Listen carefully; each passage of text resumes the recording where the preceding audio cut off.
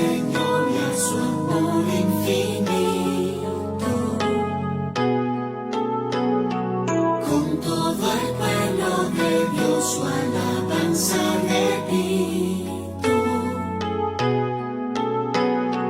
Dios mi salud, de todo bien plenitud, seas por siempre bendito.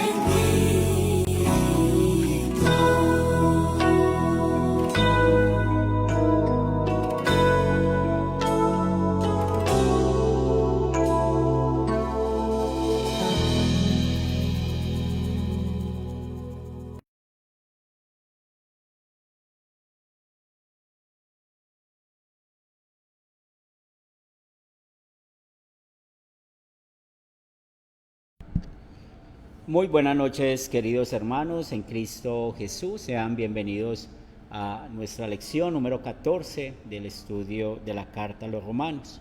En esta oportunidad vamos a estudiar Romanos, el capítulo 5, los versículos del 12 al 21.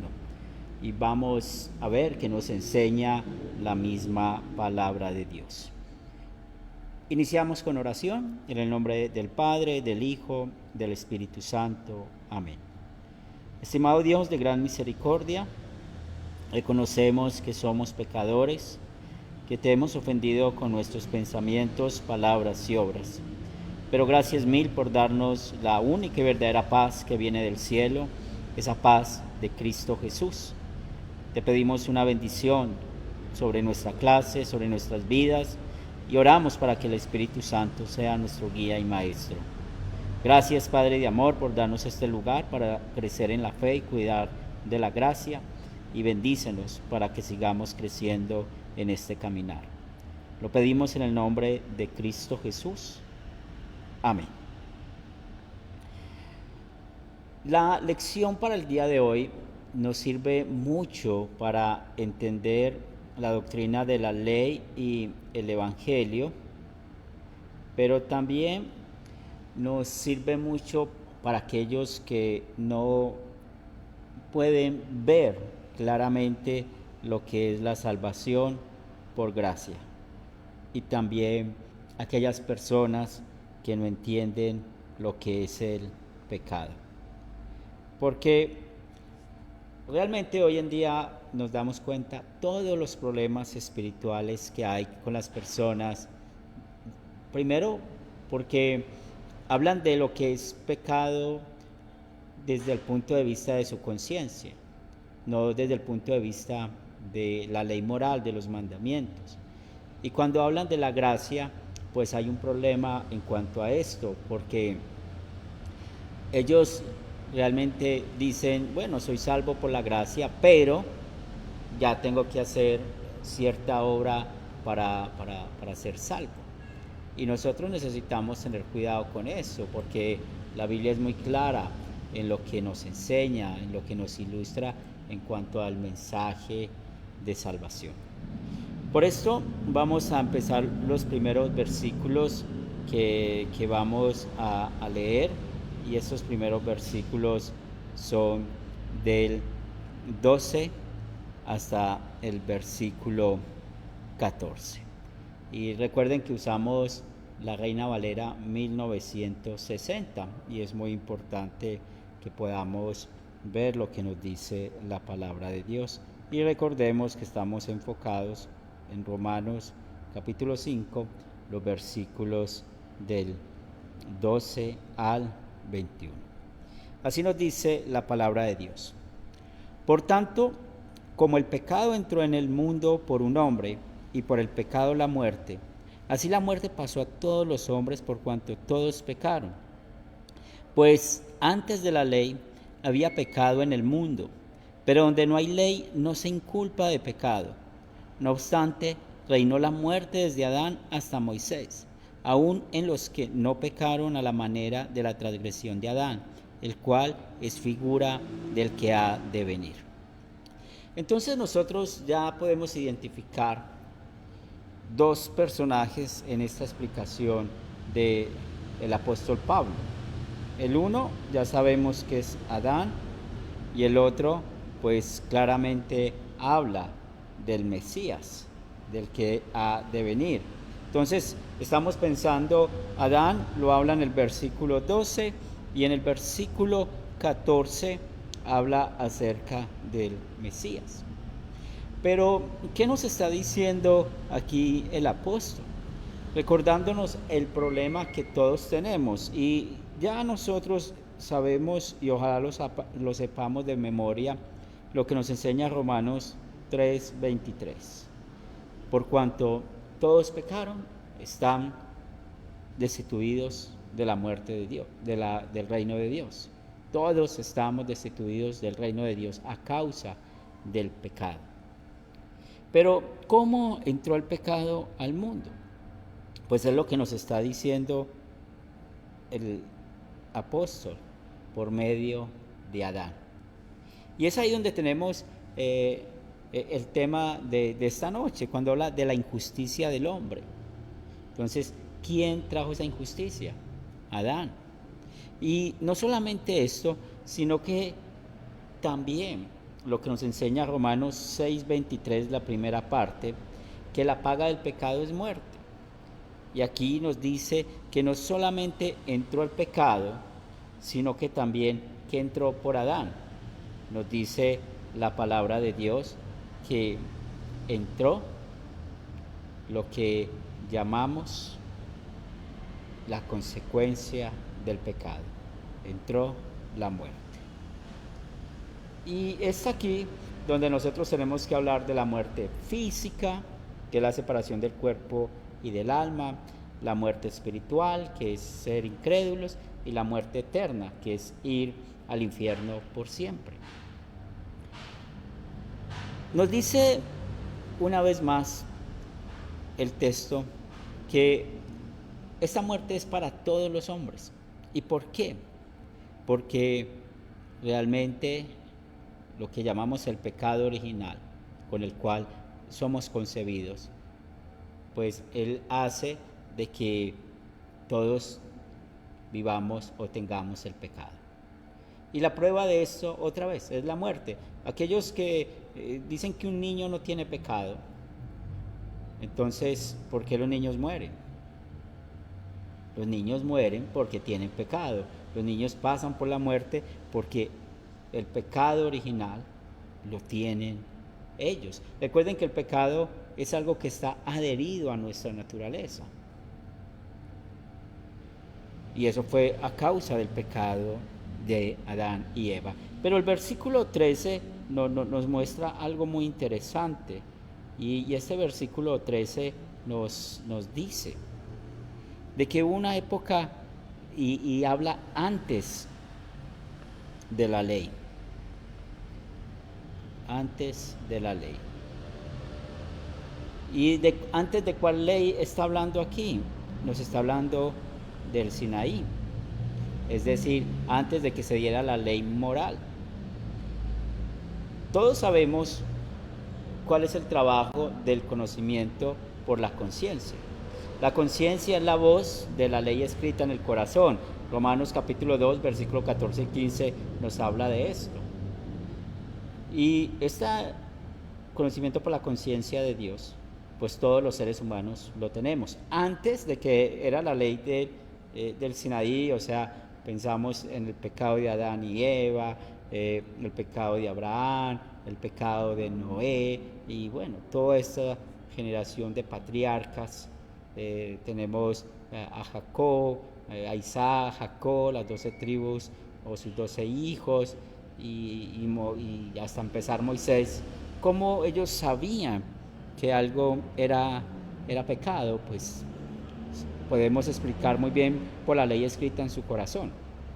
Pero también es algo muy difícil el poder medir esa desobediencia, porque recuerden que la ley escrita en el corazón tiene una desventaja, y la desventaja es que defiende o acusa. Entonces tenemos ese ejemplo: una persona roba y dice que roba porque tiene hambre, entonces está defendiendo su pecado. O una persona que se congrega constantemente, frecuentemente, es acusada de fanatismo por la conciencia, ¿no? Es acusada por fanatismo. No está pecando, está haciendo lo que Dios manda, que nos congreguemos con frecuencia. Entonces, por eso no podemos confiar en la conciencia, no podemos confiar en la ley escrita en el corazón. Y realmente nos dice que como no hay ley, no se inculpa el pecado.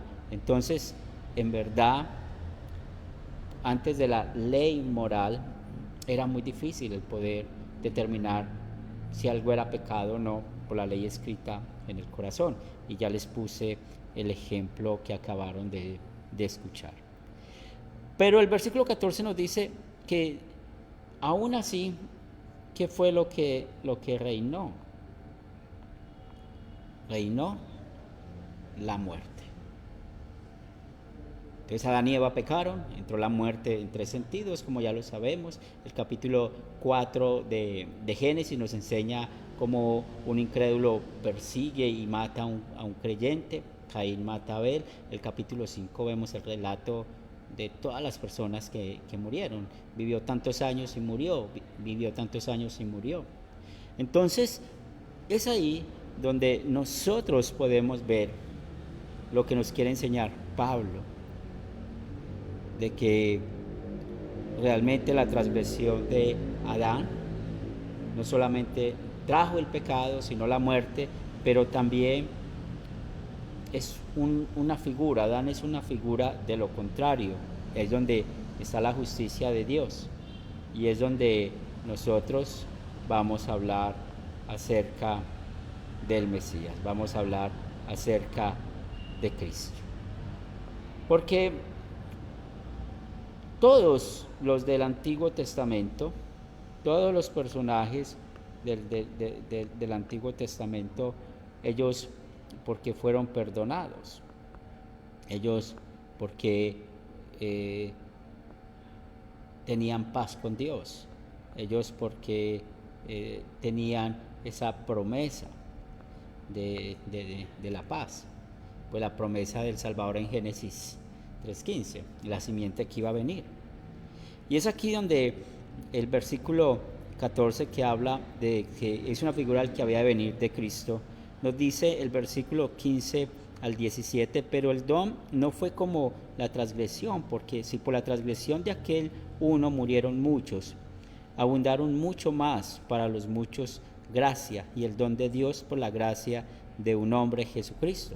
Y el don no sucede como en el caso de aquel que pecó, porque ciertamente el juicio vino a causa de un solo pecado para condenación, pero el don vino a causa de muchas transgresiones para justificación. Pues si por la transgresión de uno solo reinó la muerte, mucho más reinará en vida por uno solo, Jesucristo, y los que le reciben la abundancia de la gracia y del don de la justicia. Entonces aquí continúa esa comparación. Dice, el don no fue como la transgresión. Entonces nosotros nos preguntamos aquí, ¿qué significa este don? ¿A qué está hablando Pablo de este don? ¿Qué es el don que nos menciona el apóstol Pablo? Pues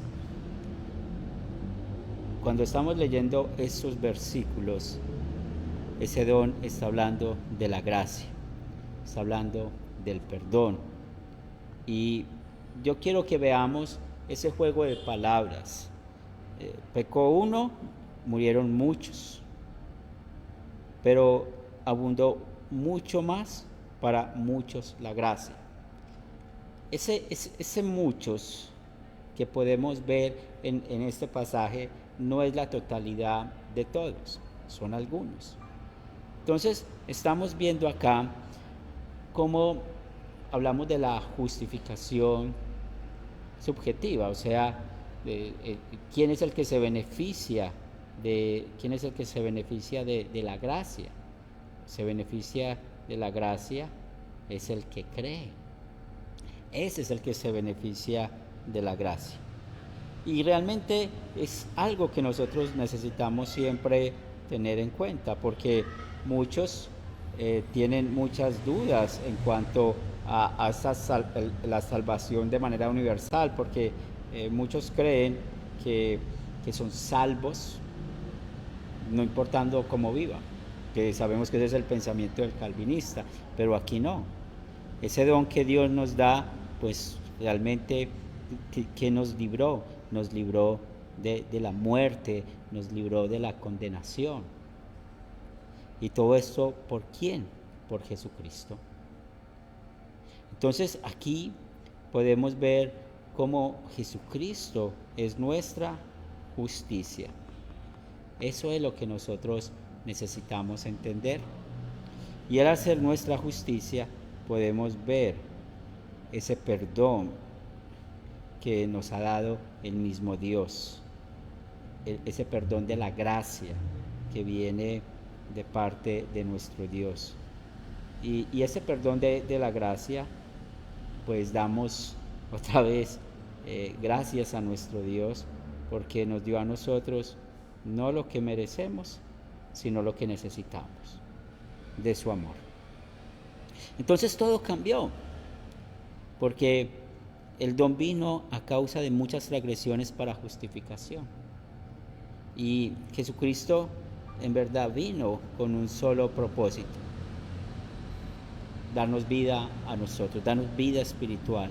Por eso nos dice el versículo 18 y 19, así que como por la transgresión de uno vino la condenación a todos los hombres, de la misma manera por la justicia de uno vino a todos los hombres la justificación de vida. Porque así como por la desobediencia de un hombre muchos fueron constituidos pecadores, así también por la obediencia de uno los muchos serán constituidos justos. Transgresión, condenación, vida. Mire ese juego de palabras: transgresión, condenación, vida. Y esto únicamente ocurre cuando nosotros podemos entender lo que nos dice la ley y el Evangelio. Cuando nosotros estamos viendo la ley y el Evangelio, pues la ley que nos muestra la transgresión, la condenación, el Evangelio que nos enseña a nosotros cómo hemos sido justificados para vida. Y esta justificación para la vida pues es grande para nosotros, porque estamos hablando de nuestra salvación. Por eso dice el versículo 20 y 21, pero la ley se introdujo para que el pecado abundase, mas cuando el pecado abundó, sobreabundó la gracia, para que así como el pecado reinó para la muerte, así también la gracia reine por la justicia de vida eterna mediante Jesucristo, Señor nuestro. Si recordamos el versículo 13, recordemos que ese versículo 13 nos estaba hablando acerca de cómo era la vida sin la ley. Ahora, ¿qué nos dice cómo es la vida con la ley? O sea, con la ley moral, con los mandamientos que se dieron. Dice, para que abunde el pecado. Y San Pablo nos enseña eso, que para poder saber que algo es pecado, pues necesitamos la ley, los mandamientos, no la conciencia, no la ley escrita en el corazón, los mandamientos. Y como los mandamientos usados como espejo muestran lo miserable pecadores que somos, pues mire cómo Dios nos dice que por medio del Evangelio, como la gracia sobreabundó. Entonces, por eso damos gracias a nuestro Dios por la ley y el Evangelio, que no solamente nos muestra que somos pecadores, nos muestra de que nosotros somos descendientes de Adán y por lo tanto tenemos el pecado original. El pecado original es la raíz de todos los pecados que cometemos, es decir, del pecado actual, los malos pensamientos, las malas palabras, las malas acciones. Y por eso merecemos la muerte eterna. Pero Jesucristo, ¿a qué vino? A salvarnos, a darnos vida, a ser nuestra justicia. Vamos a saludar a los hermanos que están conectados en el Facebook Live. Tenemos a nuestras hermanas a Yoli Vargas en Casanare, a Paulina en México, a Gardenia en el municipio de Bello, a Cárdimo, un cordial saludo para usted, qué bueno recordar de dónde eres, a nuestro líder en Punta Mata, Venezuela, Luis Astudillo, a Gladys Marín, municipio de Bello, a nuestra hermana Miriam Carranza en Medellín y a nuestra hermana Miriam Palacio en el municipio de Bello. Vamos a terminar con oración. Señor de los cielos, gracias te damos por bendecirnos esta noche con tu amor, con tu gracia. Gracias por darnos el perdón de nuestros pecados y porque sabemos que esta oración la escuchas por los méritos de Cristo. Queremos poner en tus manos los matrimonios de nuestra iglesia. Ayúdanos, bendícenos para que podamos vivir en el amor, en el perdón, hasta que la muerte nos separe. También queremos pedir por Gonzalo, el hermano de Miriam Palacio, y oramos también por toda su familia para que les des el consuelo que necesitan al cuidar a su hermano. Seguimos orando por Yoli Vargas, ponemos en tus manos también a sus hijos, como también oramos por nuestra hermana Socorro, por Mariano, por Nelly. Ayúdales, fortaléceles en su vida. También queremos seguir orando por el papá de Piedad, el papá de Marianela en Chile, la mamá de las hermanas Agudelo y por su cuñado Saúl, que seas tú ayudando y fortaleciéndoles también a ellos. Damos gracias por la bendición de tu palabra en esta noche, que esa palabra también pueda escucharla a nuestros hijos y que puedan creer en ese mensaje de redención que viene solo de ti. Padre de amor, también queremos una bendición sobre esta tu iglesia para que nos mantengas unidos en la gracia, en el amor y podamos seguir viviendo con la ley y el evangelio. Todo esto lo pedimos en el nombre de Cristo Jesús. Amén. Mis hermanos en Cristo, Dios les bendiga y hasta una nueva oportunidad.